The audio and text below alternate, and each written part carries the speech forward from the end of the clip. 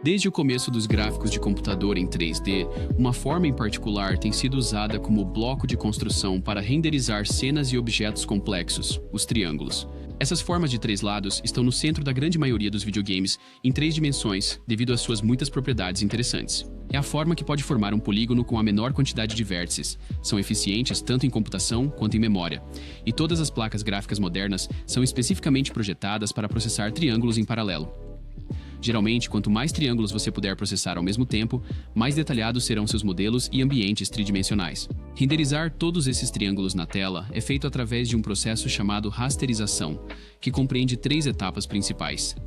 Em primeiro lugar, um Vertex Shader transformará os vértices de cada triângulo das coordenadas do espaço 3D para suas projeções no espaço 2D da tela, usando a posição e a orientação atual da câmera.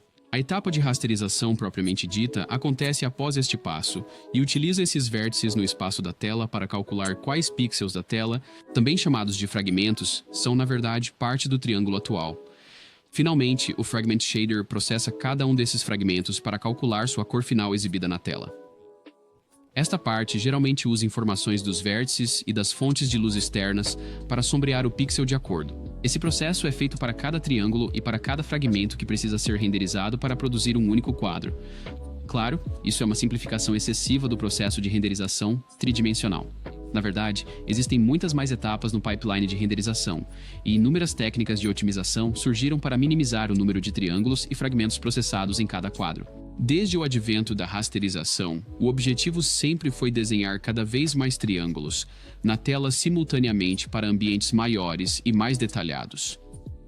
No entanto, existem também técnicas alternativas de renderização 3D, que não dependem necessariamente de milhões de triângulos para criar visuais bonitos e complexos. Esta cena está sendo renderizada em tempo real, usando uma técnica chamada Ray Marching. Todos os objetos são gerados proceduralmente, usando não milhões ou milhares, mas apenas 2 triângulos. Vamos contá-los. Aqui está o primeiro e aqui está o segundo. Usando esta técnica, as etapas do sombreador de vértices e de rasterização tornam-se quase insignificantes em termos de desempenho, considerando os meros 2 triângulos e 4 vértices processados por quadro. Agora, tudo desde a câmera até a cena é calculado na fase do Fragment Shader para cada pixel da tela. Para ilustrar isso, usarei este shader incrível feito por Kaneda, que explica como o Ray Marching funciona em shaders usando o Ray Marching. Também o utilizei como base para criar muitas animações personalizadas que você verá ao longo deste vídeo. Então, na técnica de Ray Marching, a tela bidimensional será projetada em um mundo tridimensional diretamente dentro de um Fragment Shader. Para cada pixel, calculamos a direção de um raio que se origina de uma câmera e que passa pela tela. Podemos usar esses raios para calcular a interseção com a cena e colorir cada pixel com base no que eles atingem. O termo Ray Marching recebe seu nome da maneira como calcula a interseção entre um raio e a cena. Em contraste com o Ray Tracing, que emprega funções de interseção para determinar com precisão onde um raio atinge uma forma, o Ray Marching utiliza funções de distância para avançar gradualmente na cena até que um objeto seja atingido. Podemos usá-los para calcular a distância a cada objeto na cena, dada uma posição no espaço. A distância até o mais próximo é usada para avançar seguramente o raio em sua direção atual, garantindo que não ultrapasse nenhum objeto. Este processo se repete até que a distância mais próxima se torne arbitrariamente pequena, indicando que atingimos um objeto, ou até que o raio se estenda demasiado longe, indicando que não atingimos nada. Esse processo simples permite a renderização de qualquer cena ou objeto que possa ser definido por uma função de distância e levou à criação de mundos e efeitos impressionantes que mostram o potencial dessa técnica. No entanto, apesar de seu poder, o Ray Marching raramente é usado como o principal método de renderização em jogos de grande escala. Mesmo que estejamos renderizando apenas 2 triângulos, ainda temos que recalcular processualmente e renderizar o mundo inteiro em cada quadro para milhões de pixels, e os cálculos podem rapidamente se tornar caros. A técnica de Ray Marching é mais comumente usada em jogos de vídeo sobre rasterização, para renderizar efeitos como nuvens volumétricas ou iluminação global. Esta técnica também é bem adequada para fins artísticos e renderizações matemáticas. Pode levar a possibilidades criativas infinitas, muitas vezes com poucas linhas de código e em tempo real. Neste vídeo, vou explicar como criei a seguinte animação passo a passo, enquanto apresento alguns conceitos importantes relacionados ao Ray Marching, para que você possa começar a renderizar suas próprias cenas tridimensionais. Também vou compartilhar alguns recursos úteis no final do vídeo, se você quiser aprender mais. Este tutorial será a base para muitos dos meus próximos vídeos, pois aprofundarei em técnicas relacionadas ao ray marching, como iluminação e sombras, neon, photons, renderização volumétrica, geração de terrenos, fractais em 3D, path tracing, fractais em 3D com path tracing e todas as outras técnicas incríveis que eu vou aprender na minha jornada no reino dos shaders. E lembre-se de que este é apenas o ramo de ray marching dos shaders. Existem muitos mais conceitos para explorar. Não posso enfatizar o suficiente o quanto tudo é possível dentro dos shaders. De autômatos celulares a redes neurais, você pode encontrar um remake de Minecraft ou um emulador funcional do Apple I. É realmente um playground criativo. Agora vou ao site Shader Toy e criarei um novo shader. Vou remover o código padrão e substituí-lo para exibir as coordenadas UV no espaço de recorte, como explicado no meu primeiro vídeo. Recomendo fortemente que você assista, pois explico o básico da programação de shaders e da linguagem GLSL, e não entrarei em tantos detalhes para as etapas que já cobri. Agora vamos nos aprofundar nas etapas práticas da ray marching. Na rasterização tradicional, geralmente definimos a câmera e os objetos previamente e os enviamos como entradas para o pipeline de renderização. Mas aqui não temos nem câmera nem objetos, pois estamos trabalhando diretamente dentro de um fragment shader, então teremos que criá-los para cada pixel. O primeiro passo consiste em criar uma origem e direção do raio para cada pixel. Para fazer isso, vamos enumerar algumas constantes primeiro que nos ajudarão a representar objetos em nosso mundo. Usaremos vetores de 3 componentes para denotar pontos no espaço tridimensional, e a origem do mundo é o ponto localizado em. Também precisamos definir 3 eixos ortogonais que formarão a base do nosso espaço vetorial. Para simplificar, vamos definir os eixos X e Y do nosso mundo para que se alinhem com os eixos X e Y das telas representados pelo nosso vetor UV. Além disso, o eixo Z adicional representará a profundidade a partir da tela. Note que não precisamos realmente definir nossa origem ou esses vetores em código, apenas precisamos visualizá-los e saber o que são, para permitir uma forma mais intuitiva de construir e interagir com a cena. Com isso em mente, vamos definir o vetor de origem do raio. Ele corresponde à posição atual da câmera em nosso mundo. Para a nossa configuração inicial, vamos colocá-lo a 3 unidades atrás da origem ao longo do eixo Z negativo. Agora, vamos criar um vetor para representar a direção do raio do pixel atual, inicialmente apontando diretamente na direção Z. Como todos os raios se originam do mesmo ponto, dar-lhes a mesma direção resultaria em seguirem caminhos idênticos e terem a mesma cor. Para tornar o raio de cada pixel único, podemos utilizar o vetor UV, que está no espaço de recorte, diretamente como os componentes X e Y da direção do nosso raio. Isso funciona porque decidimos anteriormente alinhar os eixos X e Y do nosso mundo com as nossas coordenadas UV. Esta modificação fará com que cada pixel tenha uma direção de raio única, se espalhando a partir do centro da tela e, efetivamente, criando uma tela virtual para projetar o mundo. Finalmente, precisamos normalizar a direção do raio. A normalização escala os vetores para garantir que todos tenham comprimento 1, o que é crucial para cálculos de distância precisos na próxima etapa. Agora vamos introduzir uma variável de ponto flutuante para acompanhar a distância atual que nosso ponto percorreu desde a origem da câmera. Essa distância incrementará a cada passo, começando do zero, e ao final, armazenará a distância acumulada percorrida pelo raio através do mundo. Criar uma origem de raio, direção e distância de viagem pode ser visto como o processo de inicialização, e vou indicá-lo com um comentário. A próxima parte envolverá o verdadeiro ray marching. Vamos definir uma etapa do algoritmo, que será então iterada usando um loop até que um objeto seja atingido. Agora, nosso principal interesse está em determinar a posição do ponto atual de marcha, em vez de apenas sua distância da câmera. Felizmente, calcular a posição em cada passo é simples usando nossas variáveis atuais. Nós definiremos um novo ponto chamado P, que estará localizado na origem do raio, e adicionaremos a ele a direção do raio, multiplicada pela distância atual percorrida.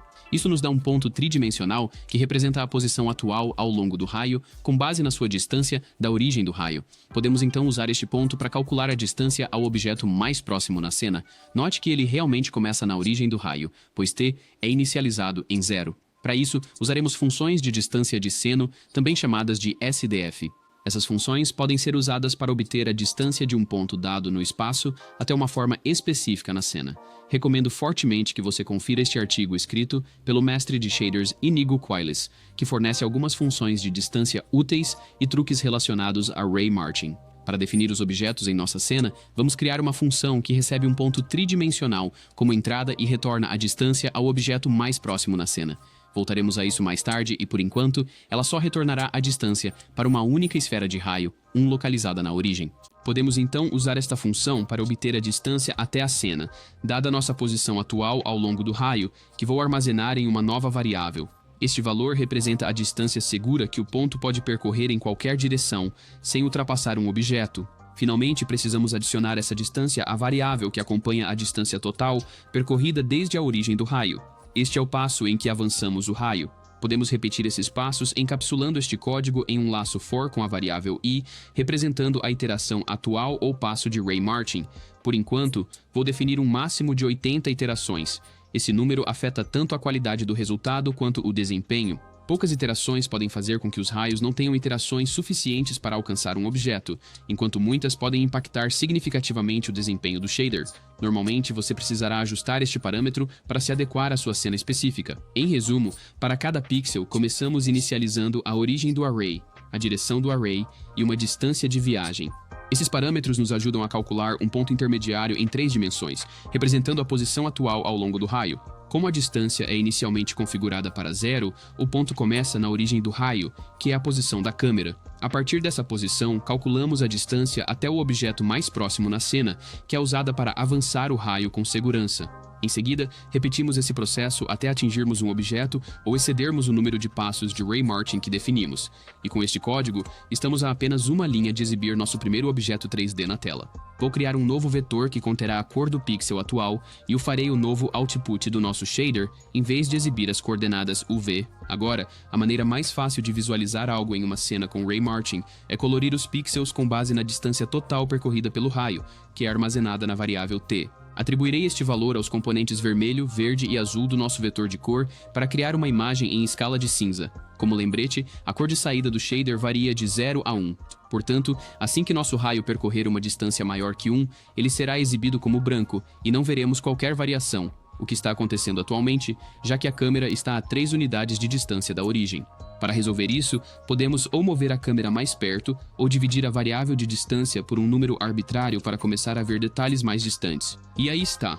A esfera unitária que definimos na função de mapa está atualmente sendo renderizada usando Ray Martin. O que estamos observando também pode ser chamado de Z-buffer ou buffer de profundidade, pois a cor de cada pixel representa a distância da câmera até a cena em valor de escala de cinza. Antes de continuarmos, vamos otimizar este código para evitar que nossas placas gráficas realizem centenas de cálculos desnecessários que elas farão com muito entusiasmo se não forem restritas. Por exemplo, atualmente cada raio passa por todas as 80 iterações, mas na verdade pode levar bem menos iterações antes que o aumento de distância para qualquer raio consecutivo se torne pequeno demais para notar uma diferença. Vamos visualizar isso. Em vez de atribuir a cor de saída com base na distância percorrida, vou exibir o número total de iterações que ocorreram. Vou dividir por 80 para mapear o valor para o intervalo de 0 a 1, do preto ao branco. Como esperado, todos os pixels exibem uma cor branca, o que significa que passaram por todas as 80 iterações. Então vamos adicionar uma condição de saída antecipada ao processo de Ray Martin. Essa condição instrui o loop a parar se a distância atual até a cena se tornar menor que um determinado limiar, digamos 0,001. Você pode experimentar com diferentes valores para este parâmetro, mas se defini-lo muito alto, o raio pode parar muito longe da superfície de um objeto, resultando em formatos menos precisos. Por outro lado, se o valor for muito baixo, o ganho de desempenho pode se tornar negligenciável. Com esta modificação, podemos agora ver que os raios que realmente atingem a esfera não passam pelas 80 iterações completas, mas por um número bem menor devido à sua sombra. No entanto, os outros raios continuarão pelas 80 iterações completas, estendendo-se dramaticamente para longe. Para colocar as coisas em perspectiva, escrevi uma pequena função em JavaScript que calcula para cada etapa a distância percorrida por um raio que quase não acerta uma esfera. Nos primeiros 14 passos, ele não vai mais de 10 metros além de seu ponto de partida. Então, as coisas começam a tomar um rumo exponencial, já que apenas 8 passos depois estamos ultrapassando a marca de 1 km. E uma vez que chegamos à 40ª iteração, o raio quase percorreu a distância que separa a Terra da Lua. Finalmente, no final de sua viagem, 80 iterações e 36 mil anos-luz depois, o raio teria viajado 1/3 da Via Láctea a velocidades que a relatividade geral não pode compreender. É altamente improvável que precisemos visualizar objetos a distâncias tão extremas. Então vamos adicionar outra condição de saída que interrompe o loop se a distância atual percorrida pelo raio exceder um determinado valor. Não precisamos calcular essa distância com exatidão, dado quão rapidamente o raio sai da cena. Em vez disso, podemos defini-la a uma distância razoável para garantir que os objetos em nossa cena não sejam cortados ou interrompidos prematuramente. E como resultado, podemos observar uma redução significativa no número de iterações para raios que não atingem a esfera. Vamos agora agrupar essas duas otimizações em uma única linha e voltar a mostrar o buffer de profundidade em vez do número de iterações. Finalmente, chegamos ao ponto em que temos o nosso algoritmo fundamental de Ray Martin, que pode ser muito semelhante a uma tela em branco num caso bidimensional. Ele serve como ponto de partida do qual eu normalmente começo a criar, explorar e experimentar com Ray Martin, e você pode encontrar esse shader na descrição. Existem muitos conceitos, técnicas ou truques que podem ser usados juntos para criar cenas hipnotizantes, e vou demonstrar alguns. Nossa atenção agora será direcionada para a função de mapa que definimos anteriormente. Para tornar as coisas mais claras, vou criar uma nova variável contendo a distância até a nossa esfera e chamar uma função que calcula sua distância com sinal. Vamos começar explorando a tradução. Temos a capacidade de manipular as posições dos objetos em nossa cena, ajustando a posição de entrada que enviamos para as funções de distância. Vamos introduzir um novo vetor que representa a posição da esfera em nosso espaço tridimensional, inicialmente definido como 0. Vou subtrair este vetor da posição de entrada antes de enviá-lo para o SDF. Agora é possível mover a esfera na cena em todos os 3 eixos que definimos anteriormente, ajustando este vetor. Por exemplo, vamos mover a esfera 3 unidades na direção positiva do eixo X. Este cálculo pode parecer um pouco contraintuitivo, pois na verdade precisamos subtrair o vetor para mover na direção positiva. Para entender o porquê, vamos visualizar o que acontece com a direção do raio durante uma translação. Quando fazemos a subtração como descrito, estamos essencialmente deslocando o raio 3 unidades na direção negativa, resultando em um movimento para a esquerda em relação ao mundo. Mas se reproduzirmos a mesma animação em relação ao próprio raio, você notará que parece que a cena está se movendo na direção oposta, da esquerda para a direita.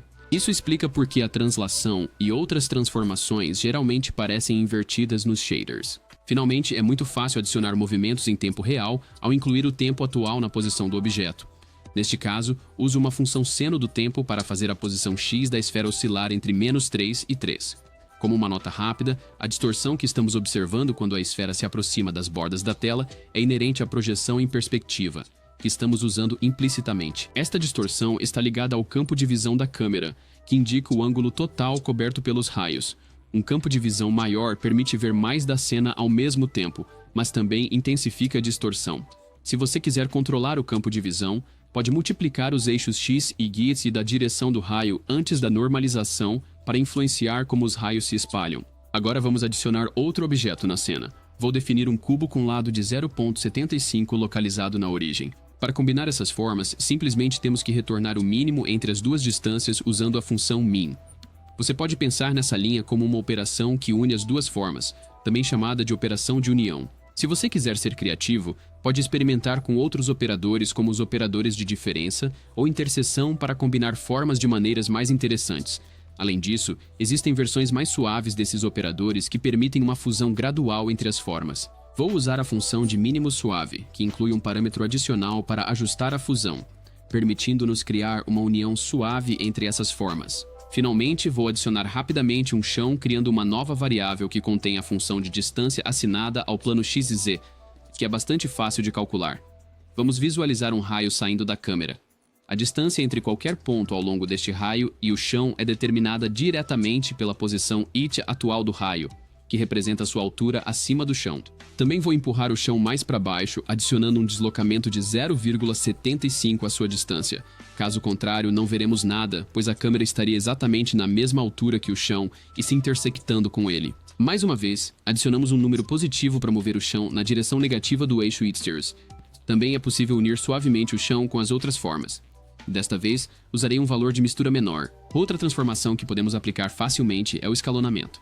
Embora essas duas formas possam realmente ser redimensionadas usando seus parâmetros de entrada, o escalonamento continua sendo uma operação valiosa para objetos mais complexos ou agrupados. Para executar a operação de escalonamento, você simplesmente precisa dividir ou multiplicar a posição de entrada. Muito semelhante à operação de translação, a mudança de tamanho resultante de um objeto é inversamente proporcional ao fator de escala. No entanto, a escala na verdade distorce as métricas e distâncias dentro da nossa cena, ao contrário da translação, o que pode introduzir artefatos na renderização. Para resolver isso, precisamos neutralizar o efeito de escala. Isso envolve multiplicar o resultado final da nossa função de distância pelo inverso do fator de escala.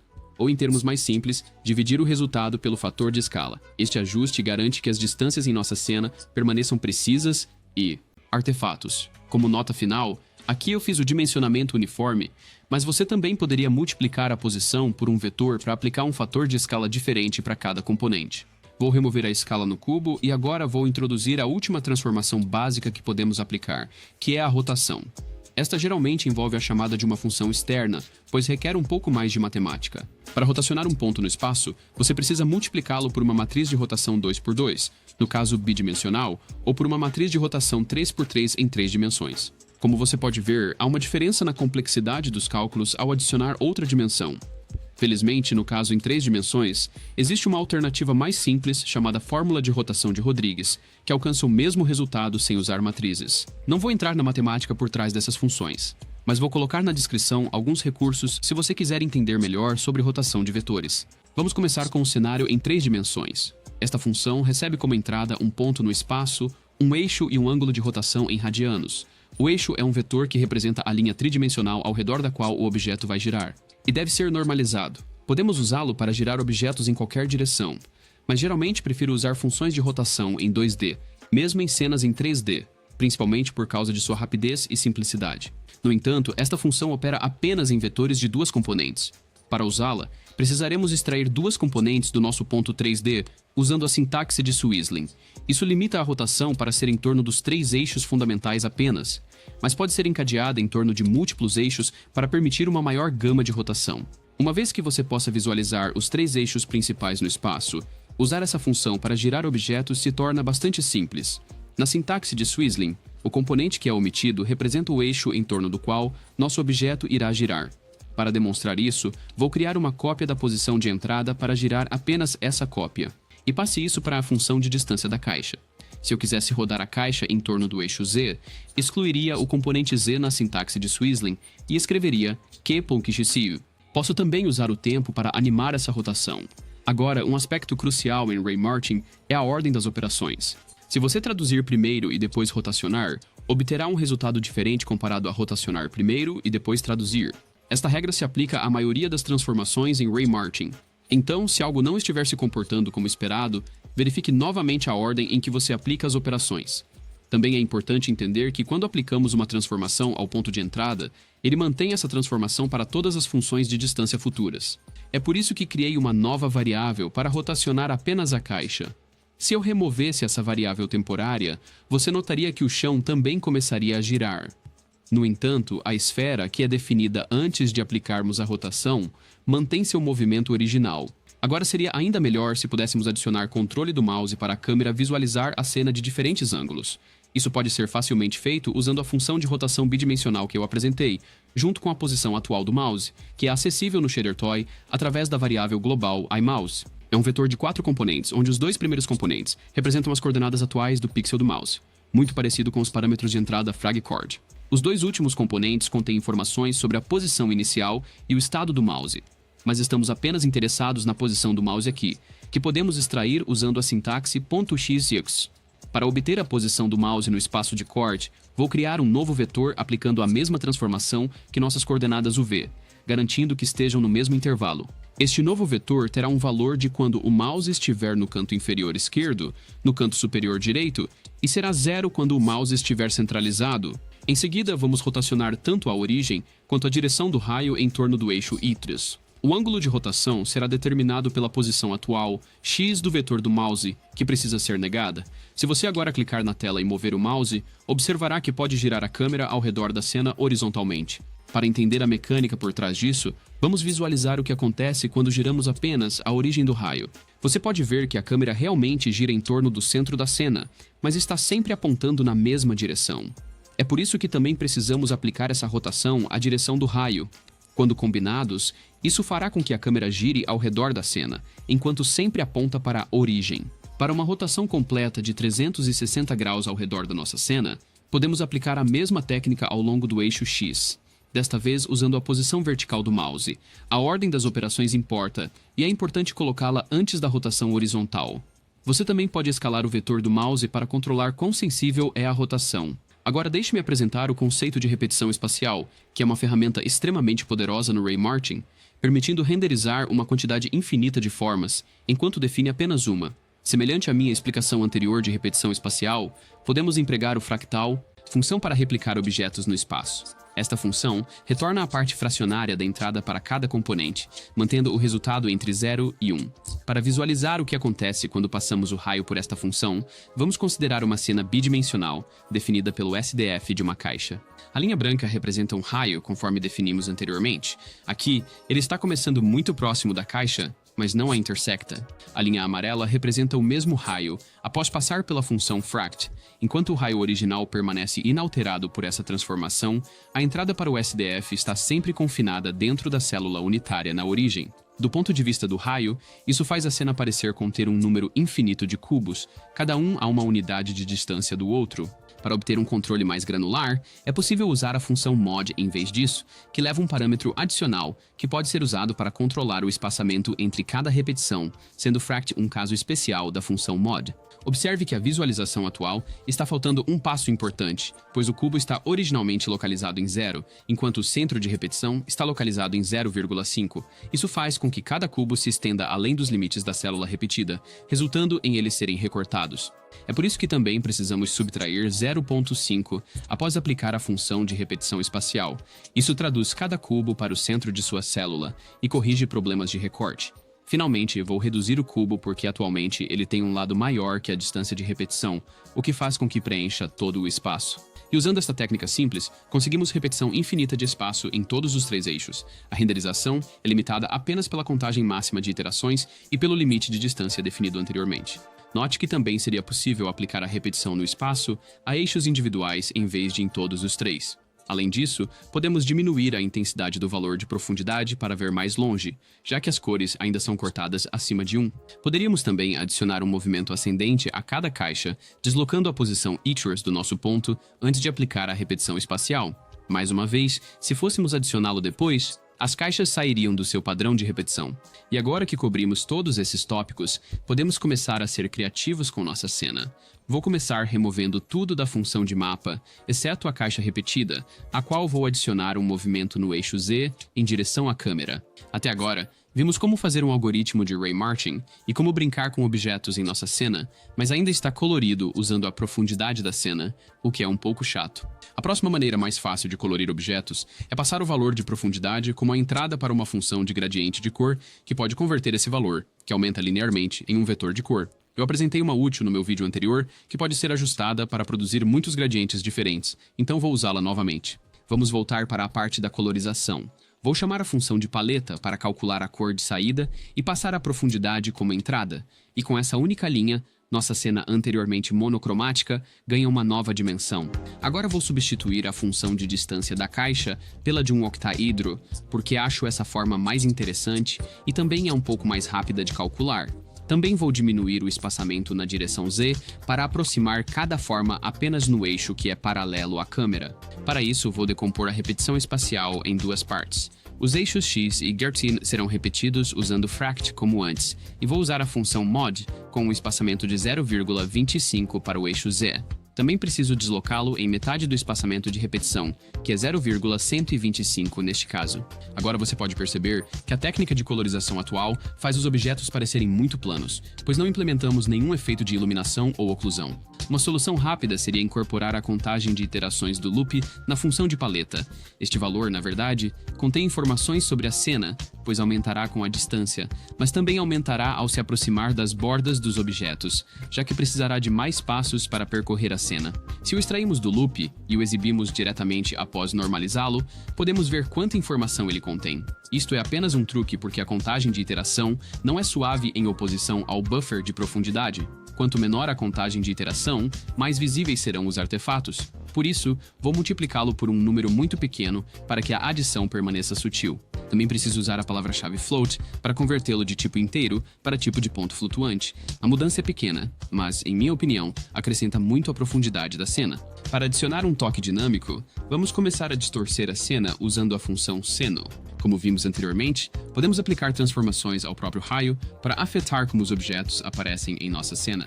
Neste caso, vou adicionar um deslocamento sinusoidal ao componente ítrio do raio, que irá distorcer a cena de maneira única. Vou adicionar este efeito no loop principal antes da função de mapeamento para indicar que é uma transformação da cena e não específica de um objeto. Então vou adicionar a função seno ao componente ixi da posição ao longo